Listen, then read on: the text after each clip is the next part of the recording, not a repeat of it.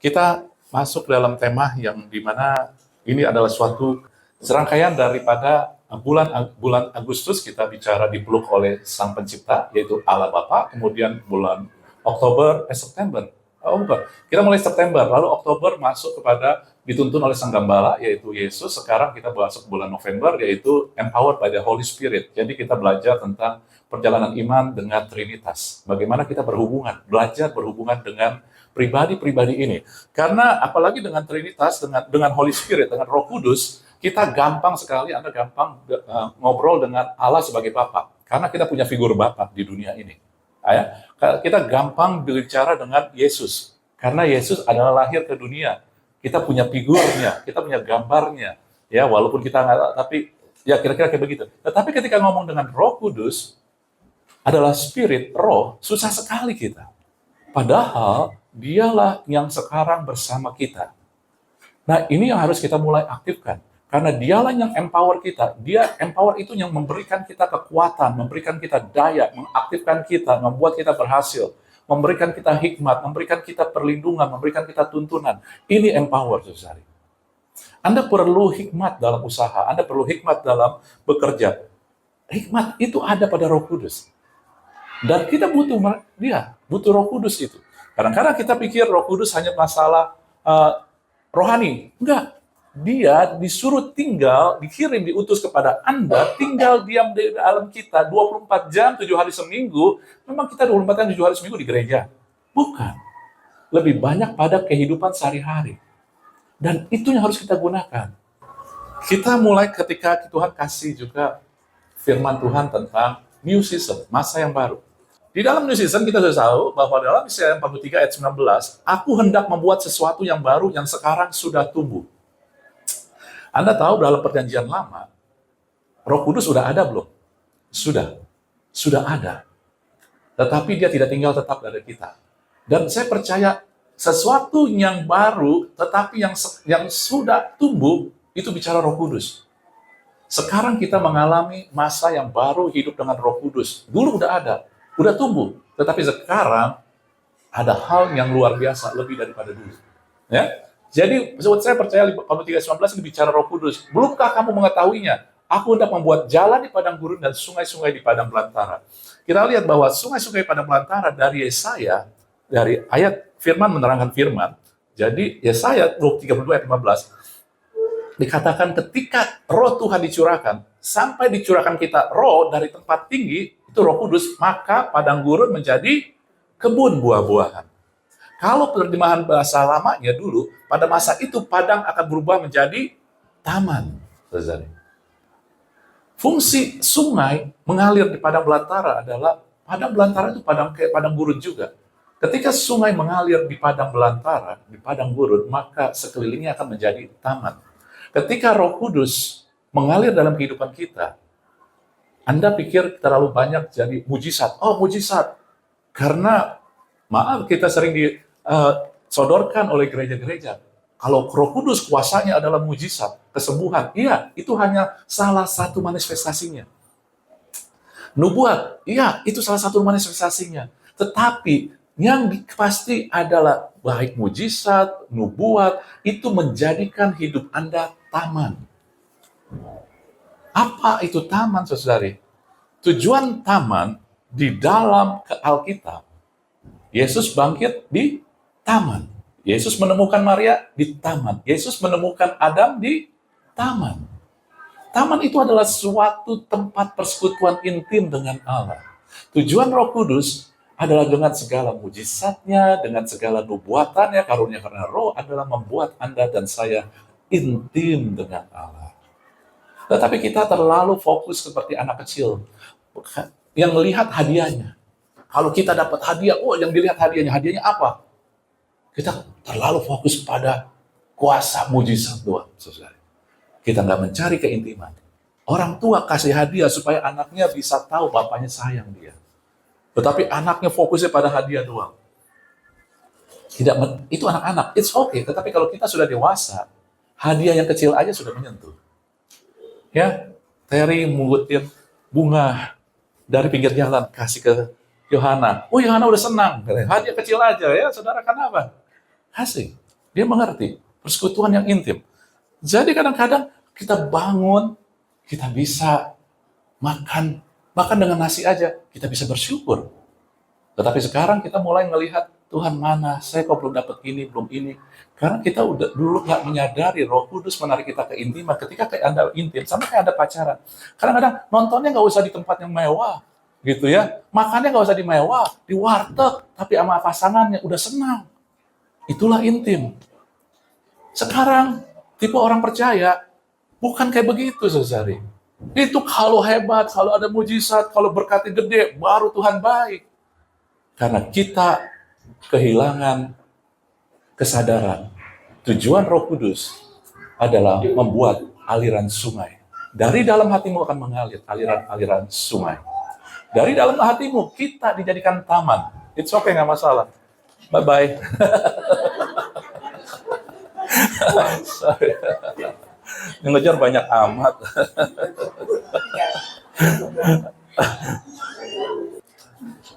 Balik kemari, saudara.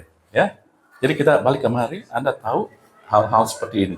Nah, oleh sebab itulah apa yang dikerjakan Roh Kudus bagi orang percaya, dia adalah memberikan empowered for intimacy. Kehidupan yang intim dengan Allah, saudara. Anak-anak kecil yang belum dewasa carinya mujizat, carinya pemberian-pemberian. Tetapi kita yang dewasa, kenapa kita butuh orang-orang dewasa? Karena orang-orang dewasa lah yang diberi otoritas lebih. Anda nggak akan kasih anak Anda, walaupun Anda orang konglomerat, anaknya masih kecil, Anda nggak kasih dia duit 1 miliar. Nggak ada gunanya, berbahaya buat dia. Iya kan? Anda punya peralatan yang canggih, anaknya masih kecil, Anda nggak kasih ke dia. Karena nggak berguna ataupun bisa berbahaya buat dia. Allah mau sesuatu orang-orang yang dewasa supaya dia bisa mempercayakan lebih kepada kita. Supaya kita bisa menceritakan kemasyuran buat dia, saudari. Gereja Tuhan hari-hari ini dipanggil untuk intim. Anda nggak usah cari mujizatnya. Ketika kita intim, itu akan datang karena Tuhan mengasih kuasanya kepada kita, kepada orang-orang yang dewasa. Dewasa butuh keintiman. Anak-anak kecil enggak, perlu kegirangan doang. Amin. Jadi, kuasa yang diberikan Roh Kudus akan membuat kita intim dengan Tuhan. Dan untuk intim, sama Anda bayangkan ya, saya nggak tahu pasangan Anda atau pasangan Anda dulu yang 20 tahun yang lalu. Kalau pasangan yang sekarang mungkin nggak tahu bagaimana. Tapi pasangan Anda dulu 20 tahun lalu masing baru-baru, pengantin baru gitu ya, ataupun baru pacaran. Anda ngelihat ya, Anda senang sekali. Ya. Kenapa? Karena ada dimensi yang lain. Dan inilah yang dikajarkan, dimensi yang tidak bisa kita lihat tetapi butuh Roh Kudus. Dan inilah yang Roh Kudus mau kasih tahu pada kita. Di dalam Efesus 3 ayat 16, ayat 19 saudari dikatakan, sama-sama kita baca. 3, 2, 1. Aku berdoa supaya Ia menurut kekayaan kemuliaannya menguatkan dan meneguhkan kamu oleh Roh-Nya di dalam hatimu, sehingga oleh imanmu Kristus diam di dalam hatimu, kamu berakar berdasar di dalam kasih. Aku berdoa supaya kamu dapat memahami betapa lebar, panjang, tinggi, dalamnya kasih Kristus dan dapat mengenal kasih itu sekalipun melampaui pengetahuan. Anda bisa mengerti pengetahuan lewat intelektual Anda. Tetapi kasih nggak bisa. Kasih Allah nggak bisa. Oleh sebab itulah dikatakan, Ia akan memberikan siapa? Roh yang diam di dalam batinmu, yaitu Roh Kudus diberikan supaya Anda bisa mengenal kasih-Nya. Bukan untuk mujizat. Mujizat adalah hasil dari mengenal kasih. Anda akan melihat nanti. Tetapi yang pertama, orang-orang dewasa yang mau intim sama Tuhan, dia akan terus dengar Roh Kudus mendengarkan kasih Allah. Dia akan belajar yang mengerti, biar minta pewahyuan tentang kasih Allah. Karena kasih Allah yang kita kasih di dunia mungkin hanya 2 dimensi, tetapi kasih Allah 4 dimensi, melampaui daripada yang dapat kita pikirkan. Sehingga kita nggak bisa definisikan. Kasih harus dialami, dan kasih karena 4 dimensi itu kadang harus dari Roh Kudus, dan Roh Kudus adalah roh. Oleh sebab itu juga kita harus kenal bukan dari perasaan. Bukan dari perasaan. Karena kalau Anda tahu, 20 tahun, 30 tahun yang lalu, pasangan Anda, perasaan Anda gebu-gebu sekali sama dia. Tetapi sekarang setelah 20-30 tahun, ya, itu pasangan yang sama. Kenapa orang bercerai? Padahal itu adalah pasangan yang sama yang dulu dia kasihi. Ya kan? Tetapi ketika dia bercerai, ini pasangan yang sama, dia benci sekarang. Karena kita pakai patokan perasaan. Kasih Kristus nggak bisa kayak begitu, saudara. Orang-orang yang dewasa nggak bisa bilang begini, Tuhan, engkau nggak sayang aku ya? Karena Tuhan nggak kasih apa yang aku minta. Itu anak kecil. Orang yang dewasa dia tahu Tuhan tetap sayang dia, walaupun dia mengalami segala banyak macam trauma, banyak dalam kesulitan. Anak kecil yang melihat hanya patokannya daripada yang sekedar yang kelihatan. 2 atau 3 dimensi, tapi kasih Allah 4 dimensi. Panjang, lebar, tinggi, dalam. Nggak bisa kita ngerti. Anda ngerti 3 dimensi? 3 dimensi itu kalau geometris ada sumbu X, Y, Z. Saya bisa ngelihat Anda karena ada 3 dimensi. Kalau saya ngelihat Anda di buku, di foto, itu 2 dimensi. Ya, kalau lihat di foto itu 2 dimensi. Tapi kalau di 3 dimensi, sekarang saya ngelihat Anda 3 dimensi. Tapi 4 dimensi, kita nggak punya bayangan. Tetapi itulah kasih Tuhan, hanya Roh Kudus yang bisa menerangkan Anda tentang kasih Kristus. Roh Kudus, fungsi utamanya adalah empower untuk keintiman. Oleh sebab itu, keintiman butuh mengerti tentang kasih Allah. Bukan kasih siapa. Kita butuh memahami kasih Allah, saudara. Oleh sebab itu, kalau tentang dosa, kita tahu. Kalau kita melakukan sesuatu, dosa tahu. Orang lain nggak tahu, kita sendiri tahu. Dosa pikiran kita tahu. Nggak usah diajarin, kita udah tahu. Tetapi kasih Allah yang 4 dimensi melampaui segala pengetahuan. Apa yang bisa kita ngerti, hanya bisa disingkapkan oleh Roh Kudus, saudara. Di dalam contoh ada beberapa hal di sini, saudara. Dalam Roma 5 ayat 5, tahukah Anda bahwa kasih Allah telah dicurahkan? Artinya, dicurahkan, kata dicurahkan di dalam bahasa aslinya Yunani artinya Anda mengalami pengalaman yang terus-menerus berlimpah-limpah artinya. Jadi ketika dikasih Allah sudah dicurahkan, artinya Anda akan terus ngalamin. Bukan artinya udah selesai, enggak. Anda akan ngalamin. Di dalam hati kita oleh Roh Kudus. Anda enggak ngalami kasih Allah karena pengalaman, karena hadiah, karena mujizat, tetapi Anda akan semakin mengerti kasih Allah karena Roh Kudus. Roma 12 katakan berubahlah oleh pembaruan budi. Kita harus berubah. Kita harus mentransformasi pola pikir kita. Saudara, ya, Roh Kudus sudah dikaruniakan pada kita bukan jadi pelayan, bukan untuk sekedar bikin mujizat. Iya, dia adalah kuasa bikin mujizat, tetapi dia juga adalah yang tugas utamanya membuat Anda intim, sungai itu mengalir, jadi taman. Anda bisa berintim sama Tuhan, dan intim hanya bisa Anda tahu ketika Anda mau intim karena Anda mengenal betapa indahnya kasih Dia. Dan nggak bisa diterangin. Lalu kemudian Roma 8 ayat 15, Anda baca lagi, lihat di sini. Bahwa dikatakan, kamu telah menerima Roh yang menjadikan kamu anak Allah, oleh Roh itu kita berseru, ya Aba, ya Bapa. Roh itu bersaksi bersama-sama dengan Roh kita bahwa kita adalah anak-anak Allah. Saudara, Roh Kudus yang akan mengingatkan kita kasih Allah, dan kasih itu yang kasih bagaimana? Kasih antara hubungan Bapa dengan anak. Bapa dengan anak yang nggak bisa terpisah. Kalau kita di muka bumi kita lihat suami istri bisa bercerai, tetapi Bapa anak nggak bisa. Allah mau mengatakan kasih Dia tidak bisa dipisahkan. Bahkan dalam firman Tuhan Roma 8 tidak ada yang bisa memisahkan kita dari kasih Kristus. Saudara, tahukah Anda? Tetapi kita selalu mengatakan, oh, kalau kamu begini Tuhan nggak mau sayang saya. Kalau kamu melakukan A, B, C, Tuhan nggak mau sayang saya. Bahkan kalau kamu melakukan dosa, Tuhan nggak sayang kamu lagi. Karena kamu nggak sayang. Saudara, tidak ada yang memisahkan kita dari kasih Kristus. Bukan berarti Anda boleh berbuat dosa. Ketika Anda berbuat dosa, ada konsekuensi. Ada hal-hal yang membuat terhambat berkat-berkat Tuhan. Dan itu kita bodoh. Tetapi kita tahu bahwa nggak ada yang bisa memisahkan kita. Dan itu hanya Roh Kudus yang bisa memberikan keyakinan. Kita bisa baca. Tetapi yang memberikan keyakinan, yang buat firman itu hidup adalah Roh Kudus, saudara. Lalu Anda lihat sendiri dalam 1 Yohanes 4 ayat 16. Kita telah mengenal dan telah percaya akan kasih Allah kepada kita. Allah adalah kasih. Dan barang siapa tetap dalam kasih, ya tetap ada dalam Allah, Allah dalam dia. Saudara-saudari, kita berhubungan dengan pribadi kasih. Sebab itu kita harus mengenal kasih. Kita mengenal, kita percaya, baru kita tahu mendapatkan Allah itu kasih. Bukan kebalikannya. Tetapi banyak dari kita taunya begini, Allah itu kasih. Tetapi kita tidak mengenal dan belum tentu percaya kepada kasih Allah itu. Kita harus mulai alamin, mengenal, dan telah percaya karena mengalami.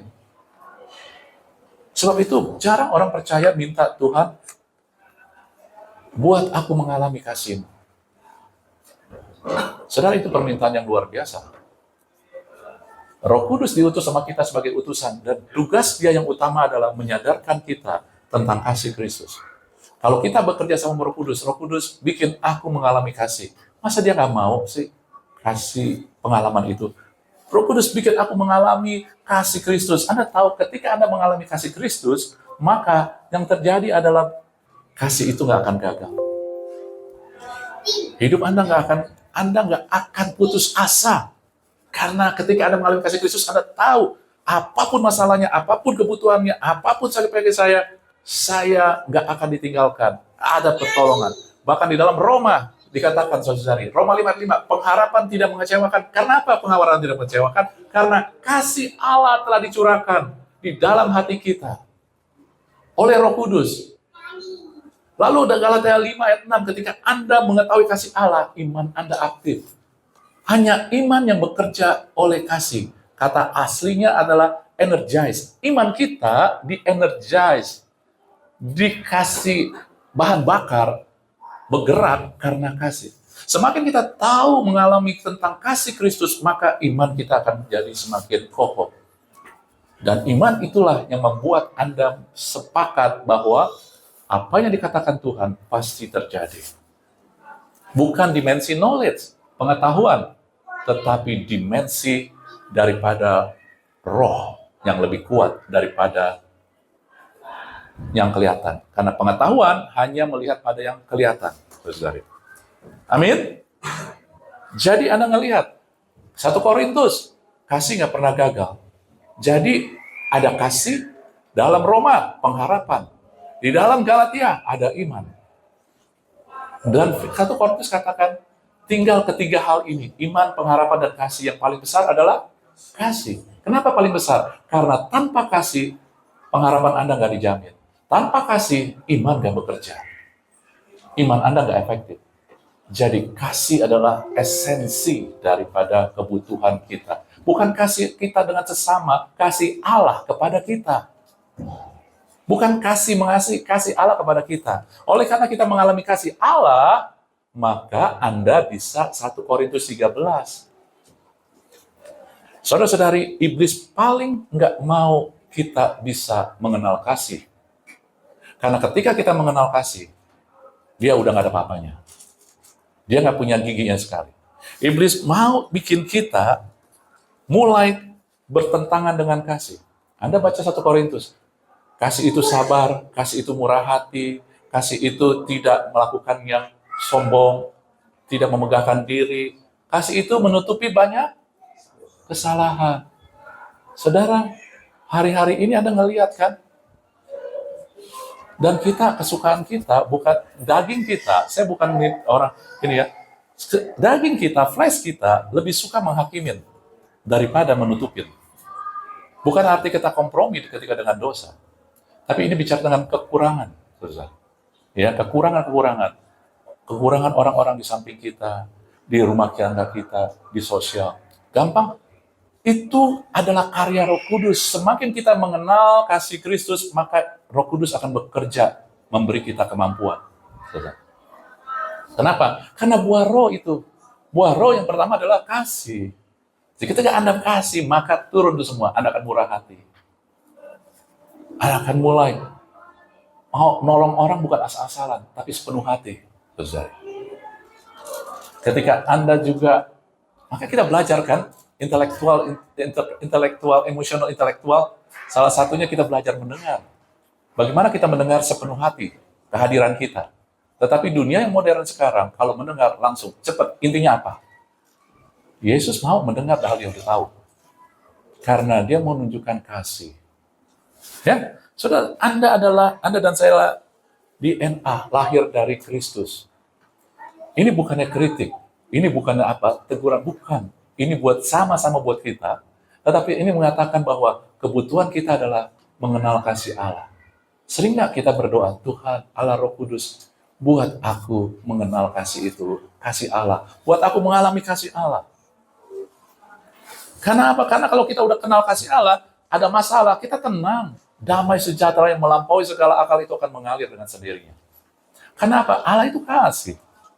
Kasih itu menang, kasih itu gagal. Dalam firman Tuhan 1 Korintus 13 ayat 8, kalau bahasa Inggrisnya lebih jelas, love never fail. Kasih nggak pernah gagal. Artinya kasih itu berkemenangan. Kehidupan kita menang kalau kita mengenal kasih Kristus, saudari. Tetapi kita langsung hanya mau jadi ujungnya doang. Kita lebih dari pemenang, tapi kita nggak mau kenal kasih Kristus. Kita bleeding. Karena apa? Nggak kenal kasih Kristus, kita terus terluka. Kita terus jadi orang-orang yang sensitif. Kita terus merasa orang yang tersingkir. Kita nggak punya percaya diri. Kita merasa rendah diri. Kita merasa kita nggak equal. Kita nggak sama. Karena kita terus bleeding. Bleeding itu luka, berdarah-darah. Di hati. Bukan di luar. Kalau di luar sih Anda bisa obatin. Di hati. Siapa yang tahu? Iya kan? Saudara-saudari, nggak gampang Anda hidup dengan orang-orang yang berbeda. Apalagi orang-orang yang masih banyak kekurangannya. Dan puluhan tahun lagi. Gitu kan? Kok Anda diam sih? Ya, Anda seperti menuduh saya. Enggak gampang.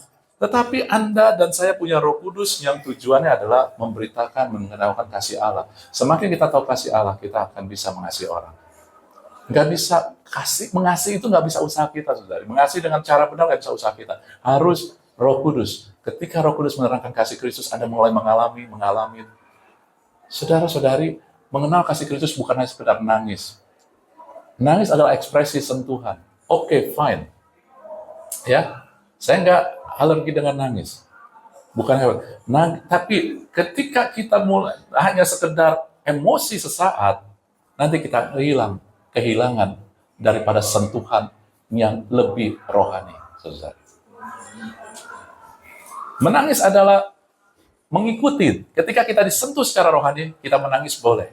Gitu. Artinya fine, itu oke. Jadi saya nggak larang dan saya bukan nggak menghakimi, tapi carilah dulu sentuhan yang roh dari Roh Kudus itu, yaitu penyingkapan. Karena kasih itu nggak bisa diterangkan, penyingkapan. Penyingkapan begini maksud saya, Anda bisa melihat betapa Tuhan mengasihi Anda di dalam peristiwa hidup kita. Itu penyingkapan. Orang lain sama Anda. Misalkan, aduh, dulu saya begini ya, ini benar, jangan bilang gombal. Nah, waktu saya menikah sama istri saya, yang sekarang, yang dulu juga sama, saya bilang, Tuhan kau baik sekali. Kalau sekarang, rahasia. Tuhan kau baik sekali gitu. Karena saya nggak pernah pikir saya bisa punya pendamping. Karena saya bukan tipe orang yang juga percaya diri dan merasa diri saya berharga. Karena belum kenal Tuhan benar-benar. Gitu ya. Jadi saya rasa, aduh Tuhan kok baik sekali. Luar biasa, itu lain rasanya. Gitu ya. Kok saya kayak begini? Bisa. Gitu. Nah itu salah satu penyingkapan tentang kasih Allah. Dan itu pribadi. Orang lain mungkin enggak. Ya, orang lain waktu menikah bilang, aduh, gua kok menikah juga, aduh, nyesel gua menikah. Orang lain bisa gitu, tapi saya itu pengalaman pribadi lain ya. Jadi setiap orang bisa lain. Anda bisa ngelihat. Seringkah nggak Anda ngelihat, aduh Tuhan, Engkau baik, aku diberikan anak yang luar biasa ini. Ya, kadang-kadang kita hanya melihat sesuatu yang sekedar bukan esensinya, tetapi reaksi doang. Ketika ngelihat anak kita, wah bandel apa, kita kesel. Kita harus belajar melihat esensinya. Anak itu bukan hanya sesaat. Anak-anak itu jangan sekedar emosi kita reaktif. Ya, kita belajar. Anda ikutin di PA, kita belajar bagaimana supaya emosi kita tidak reaktif, tetapi emosi kita karena ada tujuan yang diberikan oleh Tuhan. Oke ya, rahasia. Kalau mau tahu rahasianya, ikutin di PA. Anda juga lihat YouTube-nya. Nah, jadi ini dulu, bahwa Roh Kudus akan membuat Anda intim dengan cara Anda dan saya memahami kasih Allah. Bukan kasih kita kepada Tuhan. Kita bisa mengasihi Tuhan dengan lebih benar ketika kita mengetahui kasih Allah. Nah, kemudian saudara-saudari, ini kita bahas tetapi kemarin di PA, tapi di PA bukan di Kersel. Tapi ini juga yang Tuhan bagikan. Yang ikut Kersel udah tahu, tapi yang belum tahu coba Anda dengar. Di dalam Lukas 11 ayat 5 dan 8, Yesus ngomong begini, jika seorang di antara kamu pada tengah malam pergi ke rumah seorang sahabatnya dan berkata kepadanya, saudara, pinjamkanlah kepadaku 3 roti sebab seorang sahabatku sedang berada dalam perjalanan sehingga ke rumahku, aku tidak punya apa-apa untuk dihidangkan kepadanya. Masakan ia di dalam rumah temannya itu akan menjawab, jangan ganggu aku, pintu sudah tertutup, anak-anakku sudah tidur, aku tidak dapat bangun memberikan pada saudara. Aku berkata kepadamu, sekalipun ia tidak mau bangun dan memberikan kepada orang-orang itu sahabatnya, namun karena sikapnya tidak tahu malu, ia akan bangun juga memberikan kepadanya apa yang diperlukannya. Saudara-saudari lihat ya, sahabatnya yang minta-minta ini kepada temannya, ini belum married. Ya, tahu dari mana belum married? Anda kalau udah married, di rumah Anda selalu ada makanan. Tanya aja Pak Yanto. Anak-anak selalu ada makanan, kalau nggak ada gahaya itu. Makanya dia belum married, gitu ya, nggak ada makanan, gitu. Apalagi kalau udah punya suami, kadang-kadang suami yang ngemil, belum punya anak juga suami yang ngemil, jadi dia belum married. Dia minta kepada orang yang sudah menikah lagi, yang punya anak, gitu. Ya, tetapi Anda ngelihat di sini ada 2 hal yang Tuhan mau kasih unjuk dalam Lukas 11. Dia bilang ada seorang yang kedatangan tamu, lalu dia minta sama saudaranya, sama temannya, gitu ya, sahabatnya. Dia minta, ya, dia bilang ada orang yang datang ke rumah aku dalam perjalanan, aku nggak punya apa-apa nih. Lalu kemudian Yesus ngomong lagi, kasih perumpamaan lagi di dalam Lukas ayat 9:12. Dia bilang, aku berkata kepadamu, ini ayat yang terkenal. Mintalah, maka kamu akan diberikan kepadamu. Carilah, maka kamu akan mendapatkan. Ketoklah, maka pintu akan dibukakan bagimu. Karena setiap orang yang meminta, menerima. Setiap orang yang mencari, mendapatkan. Dan setiap orang yang mengetok, baginya pintu dibukakan. Bapa manakah di antara kamu, jika anaknya minta ikan, daripadanya akan memberikan ular kepada anaknya ganti ikan, atau jika ia minta telur, memberikan kepadanya kalajengking. Kalau tadi yang pertama dia minta kepada sahabatnya. Mintanya mesti ngemis lagi, nggak tahu malu lagi. Tetapi sekarang Yesus mulai kasih masuk lagi bahwa kamu itu punya hubungan dengan aku bukan sahabat, tapi Bapa dan anak. Minta doang, nggak usah tahu malu, nggak usah malu, minta aja, gitu ya. Tetapi Anda ngelihat, yang menarik sering orang nggak sadar. Ini pewahyuannya bisa banyak, tetapi ini yang Tuhan mau bukakan. Sering orang nggak sadar, ketika di sini yang dia minta adalah anak itu minta ikan dan telur. Seolah-olah itu diambil sembarangan doang. Kenapa nggak minta sayur? Kenapa nggak minta daging? Kenapa nggak minta cunyuk? Apalagi udah semua lah gitu ya. Kenapa nggak minta kayak begitu-gituan, saudari? Nggak dibilang kayak begitu. Tapi ikan dan telur. Saudara tahu, siapa yang di sini pernah ngelihat ke rumah sakit, pernah lihat ada saudara yang dirawat, lalu dokter bilang, Bu, ataupun Pak, ini pasien butuh albumin. Berapa persen? Wah, yang paling tinggi paling bagus. 20%, 25%. 1 botol albumin. Berapa duit, Pak? Ya, kalau yang 20%, 25% sih gotiau. 1 botol kecil, albumin, 20%. Itu gotiau kira-kira. Kalau yang lebih tinggi lagi, wah, udah mahal. Bisa 10 juta, saudara. Albumin itu intinya apa? Protein. Protein. Tujuannya apa? Supaya orang yang sakit itu cepat sembuh. Supaya sel-sel di dalam tubuhnya bertumbuh lebih cepat untuk melawan sakit penyakitnya. Anda tahu ikan dan telur adalah penuh dengan protein. Yang dia minta bukan semuanya. Di sini ikan dan telur, ini protein adalah untuk pertumbuhan. Kita sering minta sama Tuhan, bukan minta untuk pertumbuhan. Karena Tuhan mau kita bukan jadi anak-anak, tapi jadi orang Kristen dewasa. Kita mintanya anak kecil, hadiah terus. Hadiah terus. Tapi puji Tuhan di sini semuanya orang-orang dewasa. Ya, kita nggak makan. Tadi mintanya apa? Roti. Makanya jangan makan roti. Anda jangan makan roti ntar ya. Enggak, bukan. Ini hanya lambang-lambang aja. Nah, kalau Anda ngelihat tadi, yang dia minta buat temennya, Dia minta temannya roti, terserah dia mau minta apa, tapi istilah ya, motivasi dia minta adalah supaya dia jangan malu. Temennya datang dia nggak punya apa-apa, waduh kamu kere, gitu. Misalkan kayak begitu loh kira-kira kasarnya. Jadi yang pertama, yang di sini dia minta hanya untuk gengsi. Nah, Anda baca, hati-hati lihat, gengsi. Dia minta apa dia pinjam? Pinjam. Kalau pinjam harus kadang-kadang balikinnya pakai bunga. Lebih besar lagi. Gengsi. Orang-orang yang hidup dengan gengsi, harganya mahal. Saya bukan bilang apa, kadang-kadang kita minta sesuatu dari Tuhan hanya setelah gengsi doang. Bukan minta pertumbuhan, saudari. Yuk kita minta suatu Tuhan, pertumbuhan. Pertumbuhan. Saya semakin dewasa, saya semakin caring sama orang, peduli sama orang, saya semakin bisa lebih lagi memberi buat orang, saya semakin bisa lagi melayani orang, saya semakin bisa lagi memberitakan firman Tuhan, saya kasih ngerti mereka. Pertumbuhan, bukan gengsi. Tuhan, kasih saya doang mobil.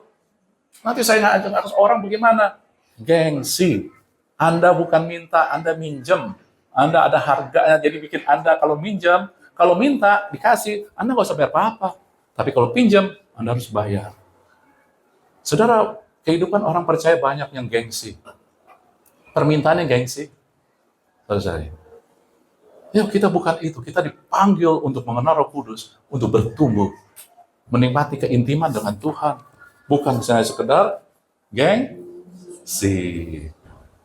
Anda nggak tersinggung kan? Nah, puji Tuhan. Gengsi, karena begini, Tuhan, masa saya makan di rumah terus? Maka saya makan di warteg terus? Mintanya, Tuhan, makanlah di restoran yang terkenal dikit lah Tuhan, gitu ya. Mula-mula dekat rumah kita, lama-lama nggak mau dekat rumah kita. Tuhan, ayo dong di Kebayoran. Lama-lama udah di hotel. Semua karena gengsi. Lalu apa? Foto. Set. Maaf ya. Tunggu, saya foto Anda. Foto makanannya dulu. Nggak salah foto makanannya, saudara. Saya nggak kritik gitu, saudara. Tapi kan kesian orang yang ngeliat kan bisa ngiler gitu ya. Karena saudara, saudari, kalau Anda foto untuk bersyukur sama Tuhan nggak apa-apa. Karena ada orang-orang yang kelaparan, yang buat makan susah. Tetapi saya percaya banyak orang yang sekarang ini foto, itu bukannya karena dia bersyukur. Kan mau kasih unjuk. Sampai kita sadari, kita itu sedang memanjakan daging kita. Daging itu diam-diam, saudara. Dia seperti kayak seperti iblis. Diam-diam, nggak tahu dari depan kita. Siap untuk menerkam kita. Keinginan daging seperti itu. Seolah-olah nggak apa-apa. Mudah marah, nggak apa-apa. Mudah kita yang lain-lain, nggak apa-apa. Tapi diam-diam dia sedang mau siap menerkam kita. Ya, saya ngomong sama anak-anak muda, waktu saya kasih itu, antara selfie dan selflessness. Kadang bukan anak muda aja, kita juga. Generasi kita adalah generasi selfie. Saya silakan Anda selfie, silakan. Saya nggak akan menghakimi. Tapi saya nggak ngeliat. Kita, orang yang dewasa adalah orang yang tidak selfish. Orang-orang dewasa adalah orang-orang yang nggak selfish, nggak selfish, nggak mikirin diri sendiri, saudara. Nggak mikirin tentang kenyamanan. Orang-orang yang dewasa adalah mulai. Anda mau bertumbuh, mulai. Apa yang saya bisa lakukan ya? Apa yang saya bisa korbankan demi kepentingan bersama? Gereja nggak akan bisa bertumbuh ketika nggak ada orang-orang yang mau dewasa. Orang-orang yang mau berkorban, bukan mencari kenyamanan, saudara. Puji Tuhan, Tuhan mau tumbuhkan kita, kasih tempat, kasih kesempatan. Tapi sekarang, apakah kita mengizinkan Roh Kudus untuk mulai bekerja di dalam kita? Kita menjadi orang-orang yang bertumbuh, jadi dewasa, bukan hanya selfie. Iya, sekarang tempatnya bagus, ya aku ada di gereja. Anda tahu orang di gereja aja selfie, saudara. Kasih unjuk orang yang ada di gereja. Apakah itu membuat Anda lebih rohani? Enggak. Saya nggak menghakimi, tapi patokan kita adalah ketika kita mengizinkan Roh Kudus lebih lagi, itulah. Orang-orang yang dewasa, emosinya nggak diumbar, emosinya dikontrol. Bagaimana kita bisa mengontrol? Roh Kudus kita izinkan aktif, saudari. Ya, nggak mudah, apalagi kalau di rumah. Benar nggak? Jangan tertuduh. Nah, ya, langsung lanjut. Entar terus-terusan Anda kesian. Wah. Lukas 11 ayat 13. Jadi, lanjutan yang tadi, ketika minta, ketok, cari. Jadi jika kamu yang jahat tahu memberi pemberian yang baik kepada anak-anakmu, apalagi Bapamu di surga, Dia akan memberikan Roh Kudus kepada mereka yang meminta kepadanya. Dengan kata lain, Tuhan tahu memberi yang lebih baik dari Bapa di dunia. Dan ketika Dia katakan, apalagi Bapamu di surga, Ia akan memberikan Roh Kudus. Roh Kudus adalah pemberian terbaik dari Allah. Tetapi kadang kita tidak sadari. Kadang kita diemin aja. Boro-boro kita suruh Dia bekerja bersama kita. Kita dengerin Dia ngomong pun enggak. Kita komunikasi sama Dia pun kita nggak pelajarin. Saudara, nggak gampang berkomunikasi sama Roh Kudus karena kita nggak punya gambaran tentang Dia, pengalaman dengan Dia, saudara. Nggak gampang. Ya. Jadi Roh Kudus adalah pemberian terbaik dari Allah. Tetapi kadang kita nggak menghargai. Kita diemin aja. Ajak terus bicara. Bagaimana caranya? Banyak caranya, tetapi Anda harus tahu esensinya dulu. Kita butuh Roh Kudus. Ketika Anda mau worship di sini, coba pilih lagu. Jangan pilih lagu asal enak aja. Tanya Roh Kudus, karena Dia yang paling tahu dan Dia ada di dalam kita. Latih itu. Mungkin kita nggak akan dengar suara Roh Kudus, tapi tiba-tiba kita teringat lagu sesuatu. Atau tiba-tiba ada di radio kita dengar lagu gituan. Saudara, dan itu mengena. Atau ketika Anda kasih waktu Anda di malam hari, oh iya, kok ini mengena sekali nih ya. Oh, saya diingatkan tentang misalkan mengampuni. Oh iya, saya mau cari lagu mengampuni. Saudara-saudari, ketika kita mulai biasakan dengan berkomunikasi dengan Roh Kudus, Dia akan aktif. Anda akan semakin peka dengan suara Roh Kudus, saudari. Ya? Jadi dengan apapun juga, bukan hanya worship di sini, karena ketika kita melakukan dengan kekuatan pengetahuan kita, maka kita akan meneruskan dengan kekuatan kita juga. Tapi ketika kita mulai dengan Roh Kudus, maka Dia yang akan bekerja. Lagu yang sederhana, yang orang sudah tahu, kita nyanyikan juga dengan suara yang biasa-biasa, dengan musik yang biasa-biasa, tetapi ada Roh Kudus, karena Dia yang mulai, maka Dia yang akan empower, memberikan kuasa jamahan. Saudara, kenapa kita nggak ngelihat kuasa Roh Kudus? Kita tahu ada Dia, karena kita nggak mengizinkan Dia bekerja, kita nggak mengizinkan Dia bicara apa kepada kita, menuntun kita, saudara. Karena kita mau-maunya kita. Anda tahu? Emosi menahan, kita belajar, emosi menahan kita sinkron sama Roh Kudus. Semakin emosi kita kacau, kita semakin nggak bisa. Bukan Roh Kudus nggak ngomong, kitanya nggak dengar jadinya. Kenapa orang emosi bisa gelap mata? Lalu Roh Kudus ngomong, jangan lakukan itu. Karena dia udah gelap mata, emosinya. Ya, kenapa orang emosi bisa nampar orang, pukul orang? Karena Roh Kudus udah ngomong pasti, karena dia anak Tuhan kok ada Roh Kudus. Karena emosi, kita nggak sinkron. Sekarang juga gengsi juga sama. Kenapa kita ini, aduh, kok saya jadi kayak begini sih? Karena Anda gengsi, hidup dengan gengsi. Kesulitan yang kita ciptakan sendiri. Karena kita harus bayar. Kadang-kadang bayarnya ekstra dengan bunganya. Roh Kudus adalah pemberian terbaik. Tadi adalah ayat Lukas 11 ayat 13. Minta, ketuk, cari, ketuk, ayat Lukas 5 ayat 8. Anda tahu pengajaran ini Tuhan berikan tentang doa. Lukas 11 ayat 1. Tuhan, ajarilah kami berdoa. Konteks minta, ketuk, cari, konteks tentang Roh Kudus pemberian terbaik. Saudara-saudari, apa yang tadi dikatakan, itu adalah pengajaran tentang doa. Tuhan sedang bicara dengan doa. Lukas 1, kalau Anda tahu, Tuhan tentang berdoa. Lukas 13 ditutupi tentang Roh Kudus. Dan saya mau kasih unjuk Anda bahwa inilah Dengan kata lain, Tuhan sedang mau ngomong, doa ketika Anda doa dipimpin Roh Kudus itu sangat berkuasa. Bukan hanya berkuasa, tapi sangat berkuasa. Anda ngelihat gambarannya seperti itu.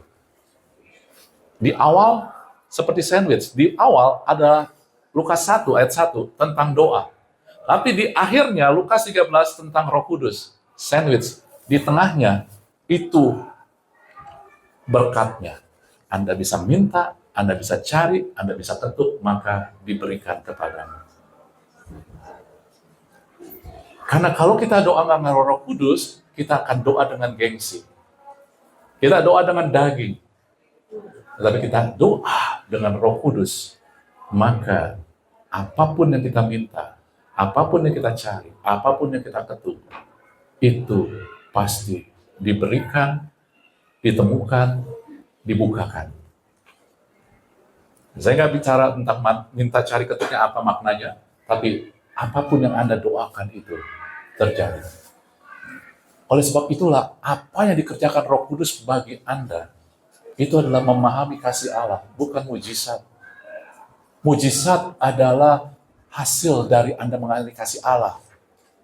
Karena iman bekerja oleh kasih, iman itu membuat apa yang Tuhan sudah sediakan terjadi di muka bumi. Anda butuh iman, iman digerakkan oleh kasih. Anda mau pengharapan Anda nggak dikecewakan, Anda mengerti kasih Allah. Jadi mujizat adalah hasil daripada memahami kasih. Tetapi juga bahwa Anda harus tahu juga ketika Anda memiliki Roh Kudus, keintiman Anda juga dibentuk ketika Anda berdoa. Tapi doanya juga berdoa dengan Roh Kudus. Dia yang akan memimpin, menuntunmu. Dalam Roma dikatakan, dia tahu kelemahan kita. Ketika kita dalam kelemahan, tidak tahu harus apa yang berdoa, maka dia akan menuntun kita dalam doa, dalam keluhan yang tidak terucapkan. Itu bukan hanya sekedar doa bahasa roh, saudari. Bukan hanya itu. Kadang kita nggak tahu harus berdoain apa, tetapi kita punya, taruh aja image, gambaran. Anda tahu bahwa gambaran, vision itu adalah dari Tuhan. Kadang Tuhan bicara lewat vision. Ketika dalam Kisah Para Rasul, murid-murid itu ya udah dicegah masuk ke Asia, harus ke Eropa dulu ya, kalau salah ya. Itu dalam vision, dalam dapat gambaran. Orang mereka nggak doain gitu, abis itu mereka tahu harus itu. Jadi saya percaya bahwa ketika Anda dikasih gambaran doang, bukan wajah orang, gambaran situasi atau apa, itu adalah sesuatu juga arah buat doa. Dan izinkan Roh Kudus doain, itu nggak masalah. Ya, Anda ngerti? Jadi hari ini kita akan conclude tentang empowered by the Holy Spirit. Enggak sesuatu yang wah hebat-hebat, sesuatu yang tetapi dampaknya akan luar biasa.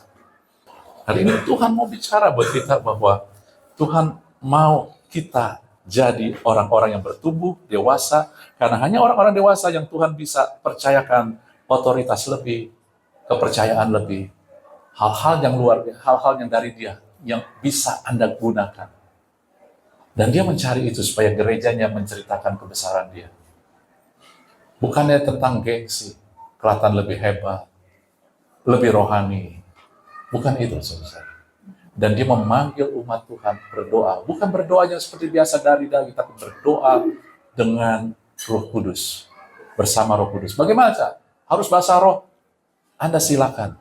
Kalau itu yang Anda yakin, Anda percaya, dan Anda mengalami ketika doa bahasa roh, Anda mengalami terobosan-terobosan, go ahead. Silakan. Tetapi ada lagi cara yang lain. Ada, saya kadang-kadang ketika saya baca firman, lalu tiba-tiba, wow, ini luar biasa. Saya mulai berdoa sesuai dengan firman itu. Tuhan, ini firman luar biasa. Ini saya klaim, saya berdoa ini buat anak-anak saya. Saya gitu, waktu ketika baca, lalu, wow, ini luar biasa.